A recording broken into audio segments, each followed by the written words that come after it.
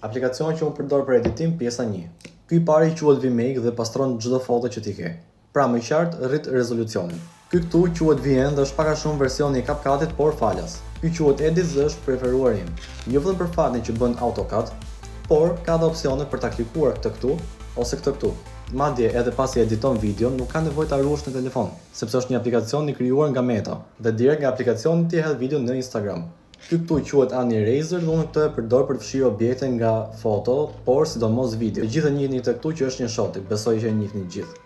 Është pak a shumë versioni i CapCut-it, VN dhe Edit, që është gjithashtu falas. Double-O ka qenë gjithashtu një nga të preferuarit e mi, por më vonë do t'ju tregoj sepse nuk është më. Por si fillim çfarë është? Aty regjistron audio dhe heq zhurmët, vendos efekte dhe bën zërin më të qartë. Pra është vetëm për audio dhe jo për video. Ky këtu quhet Fonto dhe është një ndër më të lezetshëm sepse mund të arrish të bësh efekte si ky dhe kjo, dhe shumë tjerë. Edhe falas. Ky këtu është i preferuari im, por është me pagesë. Do thoni ju pse? Këto titra që shikoni ju këtu janë të krijuara vetëm nga vid. Gjithashtu ai bën B-rolls, pastron zërin, gjeneron muzikë për në background, bën auto zoom, vendos titull në fillim të videos dhe shumë gjëra të tjera. Dhe mos gabojësh diku ke 30 euro të viti, kështu që për ju që bëni content s'është asgjë. Por aplikacioni në telefonin tim nuk mbaron këtu. Dhe në këtë video normalisht ishte part 1-shi.